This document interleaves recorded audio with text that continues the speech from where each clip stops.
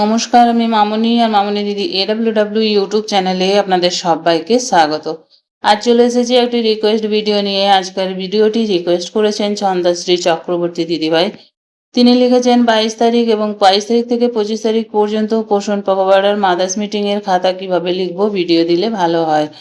প্রতিমা রজক দিদিভাই উনি 2-3বার মেসেজ করেছেন যে দিদি খাতাগুলি কিভাবে লিখবো তার ভিডিও দিলে ভালো হয়। এবং আলপনা কুণ্ডু দিদিভাই তিনি 5 দিন আগেও একটি রিকোয়েস্ট করেছিলেন যে দিদি 22 তারিখে রেজুলেশন কিভাবে লিখবো তার ভিডিও দিলে ভালো হয়। তো আপনাদের সবার জন্য আজকের এই ভিডিওটি দিদিরা দেখে নিন 22 তারিখের খাতাটি আপনারা কিভাবে লিখবেন।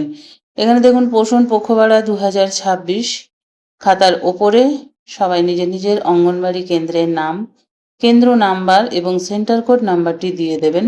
মাস লিখেছি দেখুন মে, সাল হচ্ছে 2026, তারিখ হচ্ছে 22/5/2026, সময় সকাল 10টা থেকে 11টা। আপনারা যখন অনুষ্ঠানটি করবেন তখনকার সময় অবশ্যই আপনাদের খাতায় লিখবেন।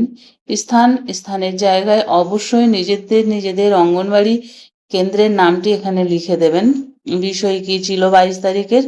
22 তারিখের বিষয় ছিল অঙ্গনবাড়ি কেন্দ্রের জন্য সামাজিক সহায়তা এবং কার্যক্রম কি ছিল? আমার অঙ্গন সবার অবদান। কি লিখেছি খাতাটি? আমি কর্মী মামনি বাউরি দাস আজ আমার কেন্দ্র এলাকার মায়েদের নিয়ে মাদার্স মিটিং করি। এই মিটিংয়ে অঙ্গনবাড়ি কেন্দ্রকে শিশুদের জন্য আরো সুন্দর ও শেখার উপযোগী করে তোলার বিষয়ে আলোচনা করা হয়। সকল মায়েদের জানানো হয় যে শিশুদের ভালো পরিবেশে শেখার সুযোগ করে দিতে সমাজের সকলের সহযোগিতা খুবই গুরুত্বপূর্ণ।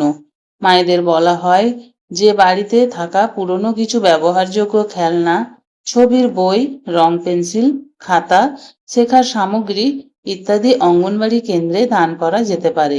এতে শিশুদের খেলাধুলার মাধ্যমে শেখার আগ্রহ বাড়বে এবং কেন্দ্রটি আরো আকর্ষণীয় হয়ে উঠবে। কেন্দ্রের দেওয়ালে সুন্দর ছবি আঁকা, বাংলা বর্ণ, সংখ্যা, ফল, পশু পাখির ছবি লাগানো এবং দেয়াল সাজানোর মাধ্যমে শিশুদের সহজে শেখানো যায় এই বিষয়েও আলোচনা করা হয়। মায়েদের বোঝানো হয় যে কার্ডবোর্ড, বক্স, দড়ি, আঠা, পিন ইত্যাদি ব্যবহার করে কম খরচে বিভিন্ন শিক্ষামূলক সামগ্রী তৈরি করা সম্ভব, যেমন ঝুলন্ত চার্ট, রং চেনার খেলা, সংখ্যা চেনার বোর্ড ইত্যাদি।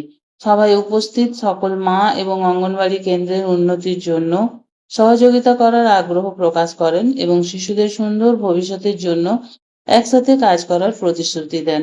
আজকের সভার মূল বার্তা ছিল শিশুর সুন্দর বিকাশের জন্য পরিবার ও সমাজের সক্রিয় অংশগ্রহণ খুবই প্রয়োজন।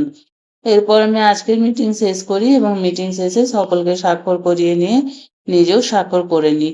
এই ছিল আমার আজকের ভিডিও দিদিভাই। এর পরবর্তী রেজুলেশন কপিটি খুব তাড়াতাড়ি নিয়ে আসবো আপনাদের জন্য। আজ এই পর্যন্তই, আবার চলে আসবো আরো একটি নতুন ভিডিও নিয়ে। ততক্ষণ সবাই ভালো থাকুন, সুস্থ থাকুন। ওকে, বাই বাই।